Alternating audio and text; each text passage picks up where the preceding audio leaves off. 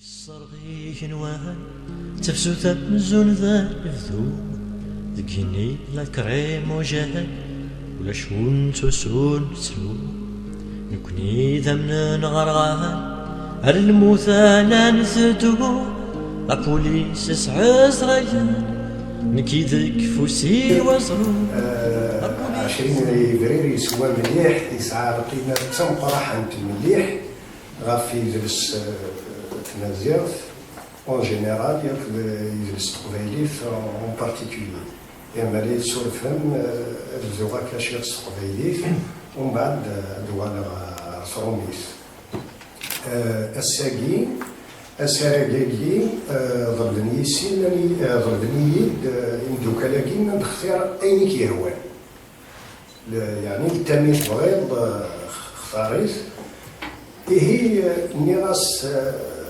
20 ديال فبراير الى قصوره يضرب الوقت الكوايد ادنفا سوق سمكتي لاهين 40 سنه ياكين عياسي طفنيين خدمنيين بوينيين دمولو فلاس يعرفوا يرحم يروحد يبغض دار فيزيوزو حبسات وتجينا هذا يخدم لا كونفيرونس ومن بعد دوسنت ملي راسي لا قد اسنف ازال مزروي يعني الى قد نخدم ليتود دي زيتود en termes de son apport comme un moment historique très très très important dans la vie politique, culturelle, économique et même de projets civilisationnels à l'échelle pas uniquement algérienne, mais même maghrébin.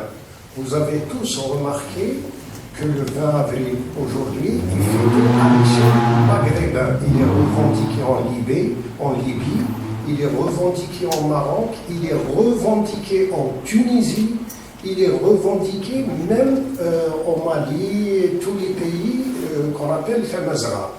Donc c'est quand même un événement majeur dans l'histoire moderne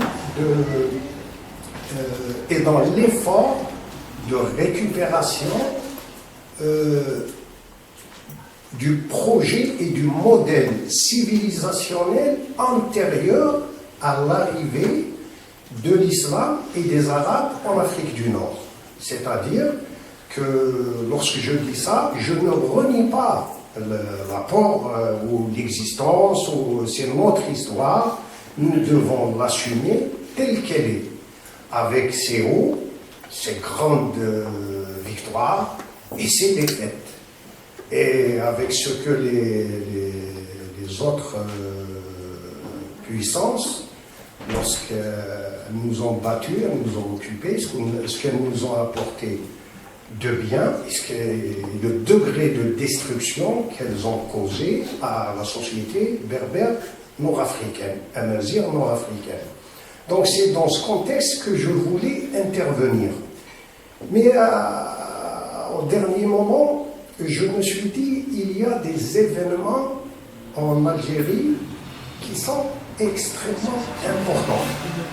Donc il fallait profiter de cette occasion pour contextualiser, c'est-à-dire mon intervention aura à la fois un rappel un peu historique de ce mouvement, de son importance dans l'histoire, tel que je viens de le signaler, mais je me suis dit aussi qu'il faudrait contextualiser parce que le contexte actuel est extrêmement important et ce qui compte, c'est d'abord l'avenir. Donc j'ai proposé à nos amis la Kabylie dans la transition actuelle.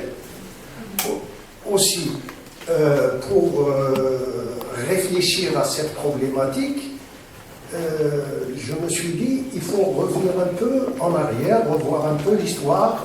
Bon, revoir l'histoire, ça serait quand même, chaque concept utilisé nécessiterait une conférence à lui tout seul quand il s'agit d'histoire.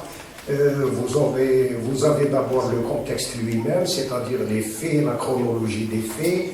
Vous avez ensuite leurs analyses, vous avez ensuite donc l'objet de ma conférence. De toutes les façons, le temps ne le permettrait pas, n'est pas de donner une analyse historique précise, donc je demanderai votre indulgence de ne pas relever qu'il n'a pas parlé de telle date, ou il a évité tel événement, ou j'essaye de contextualiser, de revenir un peu à l'histoire de notre pays pour essayer de comprendre, d'avoir un point de vue assez clair, assez cohérent des événements actuels, de les analyser et de voir un peu qu'est-ce que la Kabylie, quel sera le rôle de la Kabylie dans cet événement. J'hésite de l'appeler encore révolution, on n'en est pas encore là. Vous savez, chez nous, on utilise très très vite des concepts qui après on se rendra compte que finalement on aurait dû réfléchir un petit peu avant d'aller vers ça. Donc j'hésite un peu à appeler ce qui se passe actuellement révolution, même si politiquement, en termes de communication politique, il est plus facile de parler de révolution du sourire, je crois. On est en train de qualifier le mot, ce qui se passe en Algérie, de révolution du sourire. Je vais donc revenir un petit peu en arrière avec votre indulgence pour ne pas relever s'il y aura un manquement dans ce que je vais dire. Je vais être très affirmatif. Je vais dire que l'Algérie n'a jamais, ce qu'on appelle aujourd'hui l'Algérie, ou ce qui est connu aujourd'hui comme étant l'Algérie, de par sa géographie, n'a jamais connu d'État depuis les rois numides. Elle a toujours fait partie d'une puissance qui ont dominé d'empires, c'est le mot que je cherchais, des empires qui ont dominé l'Afrique du Nord. Donc quand je dis elle n'a jamais connu d'État, si on remonte en arrière, au temps du Romain, l'État était à Rome. En Algérie, il y avait une administration, il y avait des structures militaires, sécuritaires, économiques, administratives, mais l'État était à Rome. Lorsqu'il y avait l'Empire arabe, arabo-musulman, l'État était à Bagdad, à Damas, ou en Espagne, en Andalousie. Mais en Algérie, il n'y a jamais eu d'État au sens conceptuel, juridique et politique du terme. L'Algérie était une province de l'Empire arabo-musulman, de l'Empire romain.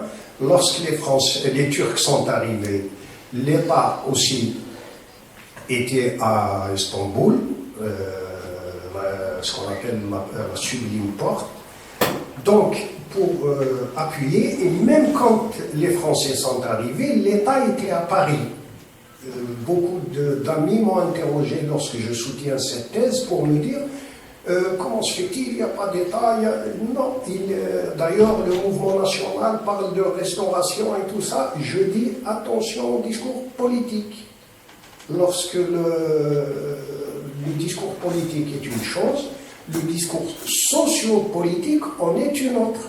Lorsqu'on fait une analyse, on est tenu d'être très précis, ou précis autant que possible dans la conceptualisation, dans le corpus conceptuel que nous sommes appelés à utiliser. Donc ma thèse à moi, ça ne veut pas dire que j'ai raison, je soutiens qu'il n'y a jamais eu d'État au sens juridique et politique en Algérie depuis les rois numides jusqu'à ce jour, au moment où je vous parle. C'est maintenant, à partir de là, l'Algérie moderne, on peut la situer à partir du mouvement national.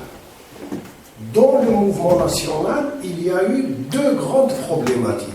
Il y a eu la problématique identitaire, c'est-à-dire que le mouvement national n'a pas tranché la problématique identitaire, et deuxième grand problème, il n'a pas tranché la question de l'État. Par conséquent, ces deux questions qui n'ont pas été tranchées reviennent. Tous ceux qui ont fait de la politique ou qui ont fait des études ou qui ont étudié un petit peu les événements de l'Algérie moderne à partir du mouvement national des années 20 jusqu'à aujourd'hui, ils se rendent compte que les deux plus grands les deux plus grandes problématiques sont, en effet, la problématique identitaire qui revient avec beaucoup de récurrence et l'impossibilité de se projeter en tant qu'État-nation moderne parce que justement la problématique de l'État n'a pas été réglée. On a refusé jusqu'au moment où je vous parle l'émergence d'un État sans pour autant arriver au modèle et au type qui est intégrateur, qui intégrera les richesses culturelles, identitaires, intellectuelles, culturelles, identitaires et linguistiques du pays. Lorsque ce genre de débats n'ont pas été tranchés, bien évidemment, le questionnement autour reste ouvert jusqu'à ce qu'on trouvera des solutions. Troisième point sur lequel je voudrais parler, c'est que durant ce qu'on appelle la révolution algérienne, 54-62, il y a là aussi, de mon point de vue, une petite clarification à faire. Peut-on parler de révolution ou de guerre d'indépendance?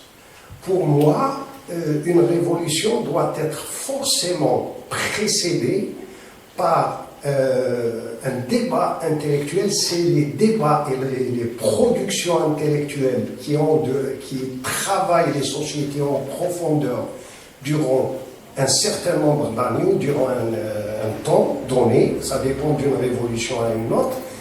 Et c'est le produit de cet effort intellectuel qui, après avoir travaillé les sociétés en profondeur, apportera un changement de comportement et de paradigme dans une société ou dans ces peuples au pluriel, ce pays ou le pays en question, dans ses approches à la fois culturelles, politiques, intellectuelles et économiques. Donc pour nous, la guerre d'Algérie était plutôt une guerre d'indépendance qu'une des Kabyles. Il y a des Chaouis, il y a des Arabes, il y a en Algérie.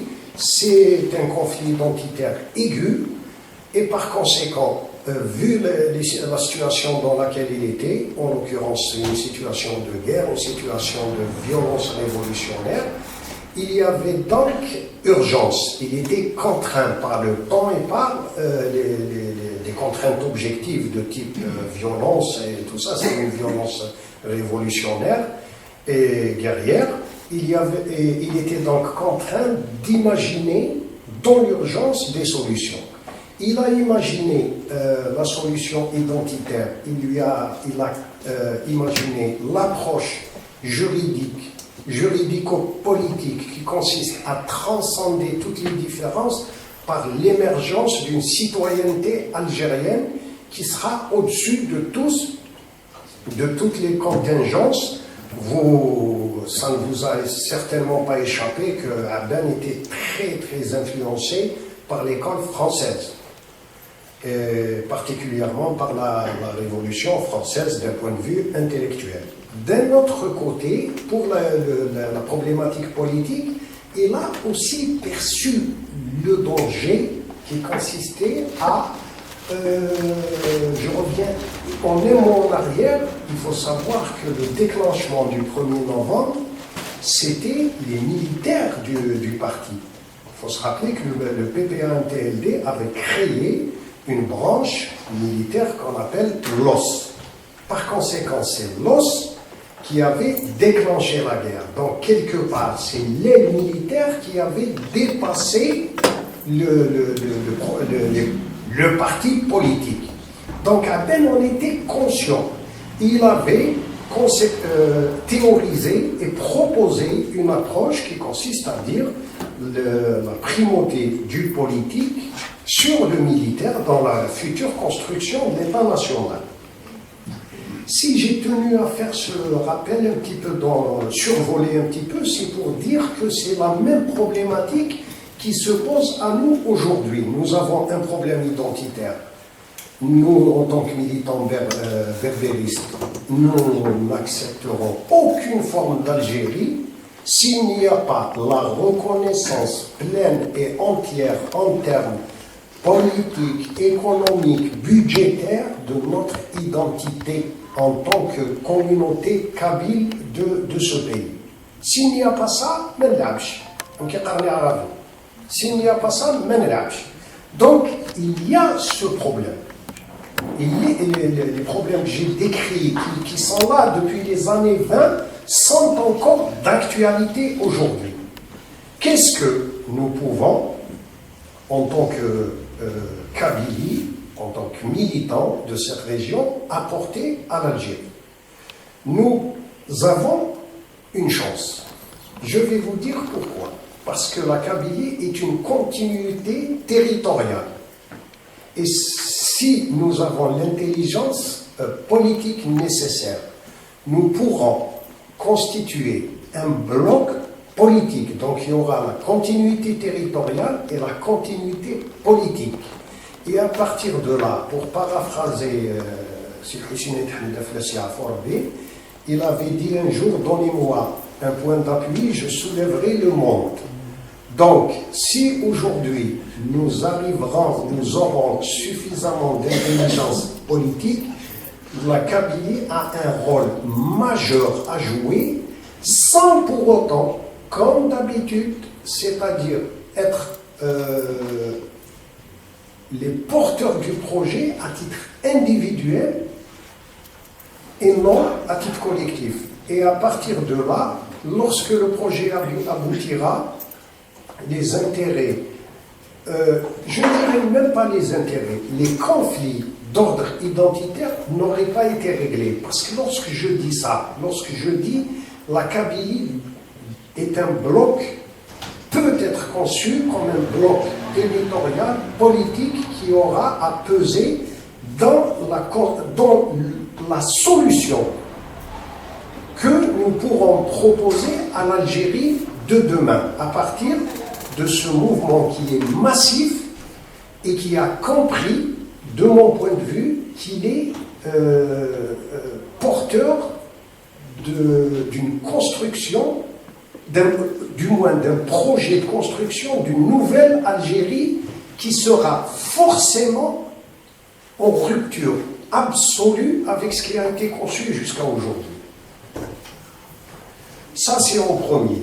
Deuxième, par rapport au conflit identitaire, deuxième projet où la Kabylie peut jouer un rôle majeur, c'est dans sa capacité, une fois qu'elle sera constituée en bloc compact, à proposer une sortie pour toute l'Algérie à travers la construction d'un projet d'État intégrateur. Je pèse mes mots, intégrateur, qui aura à garantir un modèle d'État intégrateur qui aura à garantir la pluralité que j'appellerais richesse identitaire, parce que c'est pas vrai. En Algérie, il n'y a pas d'unité identitaire. On n'a pas la même langue. En Kabylie, on parle kabyle. Dans la vallée du Mzab, on parle un berbère qui est donc l'origine c'est le berbère comme nous, mais c'est une variante du berbère. Chez les Touaregs, c'est la même chose. J'irai plus loin. En Kabylie, nous n'avons pas le même rapport à la religion que les autres régions. Chez les Mzab, ils n'ont pas le même rapport à la religion. Donc, nier ces évidences, c'est perpétuer le conflit éternellement.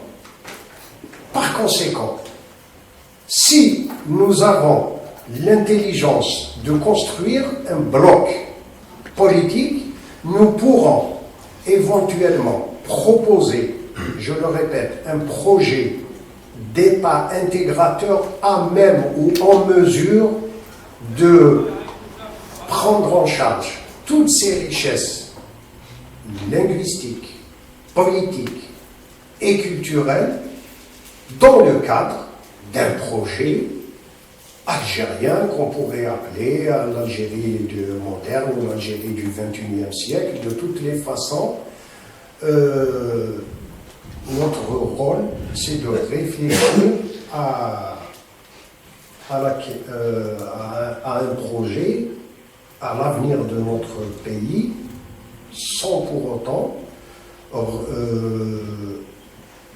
ne pas prendre en charge d'une façon déterminée les intérêts culturels, linguistiques et identitaires de la Kabylie. Ça ne sera plus jamais comme avant. Ça ne pourra plus jamais se faire parce que l'expérience nous a appris que le conflit restera ouvert. Maintenant, on va essayer de regarder sur l'aspect pratique les forces en présence. Je vais être assez rapide parce qu'apparemment j'ai consommé plus de temps qu'il n'en faut. Je suis dans les temps. Très bien, parce qu'on m'avait accordé 30 minutes. Très bien. Donc, les forces, l'aspect politique concret aujourd'hui, nous avons bien sûr, ça, ce que j'ai développé, c'est les projets. Mais les projets, ça peut rester des théories bien écrites, bien réfléchies, bien conceptualisées. Si on n'analyse pas et on ne crée pas les rapports de force politique, ça restera les avis d'intellectuels ou de lettrés ou de gens qui réfléchissent. Point.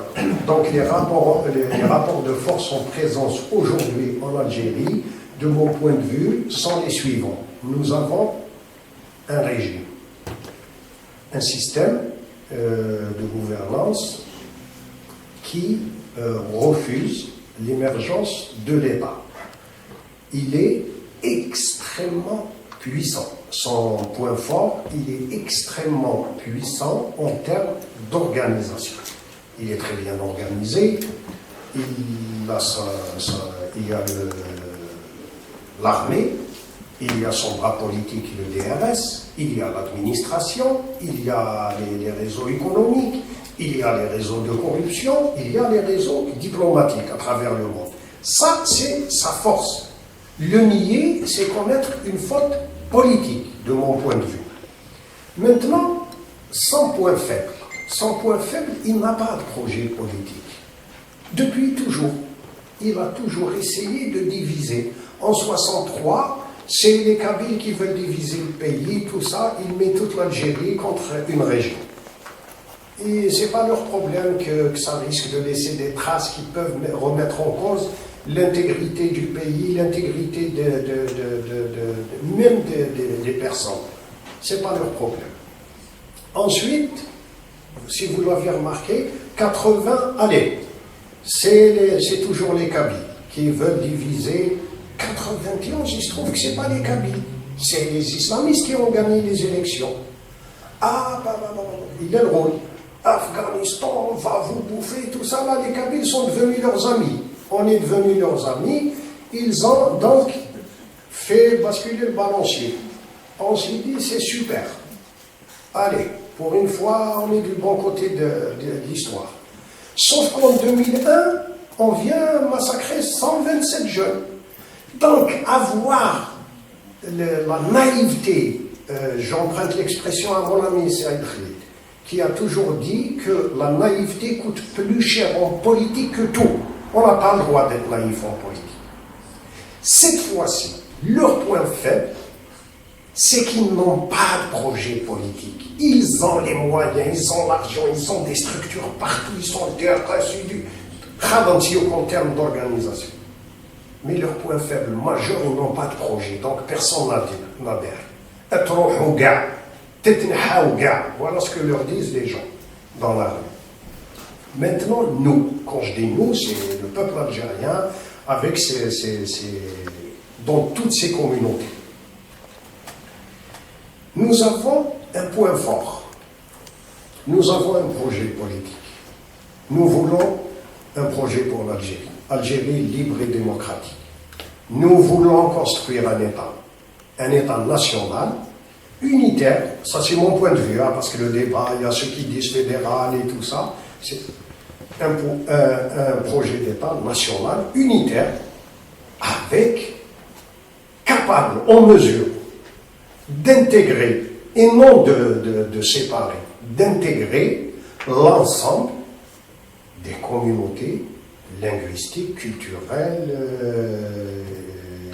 et identitaires qu'il y a dans le pays. Donc pour moi, un modèle de type espagnol, c'est-à-dire un État unitaire centralisé, avec des régions disposant de pouvoirs différents d'une région à une autre. En Kabylie, moi je veux enseigner, pas enseigner le Kabylie, enseigner en Kabylie. Eh bien, il faudrait que je sois en mesure de le faire. Je voudrais que lorsque ma grand-mère ou ma mère ou moi-même نكيني افغير على روحها الخنشرة أدابا قبيليت خدمة دون لا روت اللي خدمة دون لا روت ادمينستراسيون اسمي en 2016 خدم لونغ berbère langue tamazight langue nationale et officielle نبض dans une réunion نخدم une réunion هكايا avec les cadres et tout ça مي قبل التورينو هضر اساس قبيلي سيدمي في دير ارميك فيها بريبار خدمة تيكسبري جو مسوي بريباري سي ولا غير دوكال سي ولا سي سعيد شماغ سي ولا سي إدريس معمر سي ولا غايوك ويلي سنن يموسناونا كينا كان يديوك لي كونسيبت ديكونومي دو تروك كل اول تروميس ولاش اول تعرف ولاش مي كفير انا كنتي الا قداوز امك داوز خاطر وجنيرنا راه دينين خاطر داغني ولاد نكوني on fait pas de la politique sur le terrain. Il naît de la constitution dite nationale et officielle, et ben moi je prends acte. Il n'y a qu'un dit, mais فهمناش, on n'a pas... Il n'y a ce qui fait ça, il n'y a qu'un dit dire notre discours تاعك بالرومية. Il n'y a ce بصح الرومية, c'est pas une langue nationale, monsieur. Et officielle. Eh ben c'est comme ça. Nous avons un projet. Quand je dis nous, c'est les Algériennes et les Algériens. Nous avons un projet. Nous voulons une Algérie libre et démocratique, Jazair Hurra Démocratia, et nous voulons aussi la construction d'un État qui respectera, qui aura qui obéira aux standards internationaux en termes de respect des droits de l'homme, en termes de pluralité, en termes de crédibilité et en termes de respect de l'environnement. Par conséquent, aujourd'hui, par contre, nous avons un point faible. Ça, c'est notre point fort. Eux, ils n'ont pas de projet, nous avons un projet. Et nous avons un point faible, très important. Nous ne sommes pas organisés. Nous ne sommes pas en mesure de s'organiser pour porter le projet. Mais nous avons le temps. Le temps travaille pour nous, pas pour eux. Même sur au niveau de la biologie. Qu'est-ce qu'on parle les jeunes à Alger et à Tizi partout. Du moins d'Akbar, Alger et Tizi. 89 سنة 29 سنة. أنا أرجوك أنا تمثل أنا وين الجزائر نكون.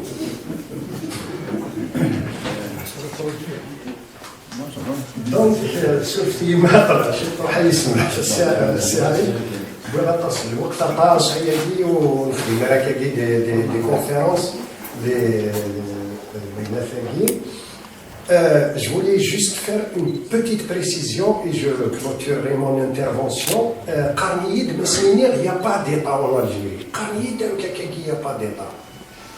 Il faut faire la différence, de mon point de vue, entre un État et des structures.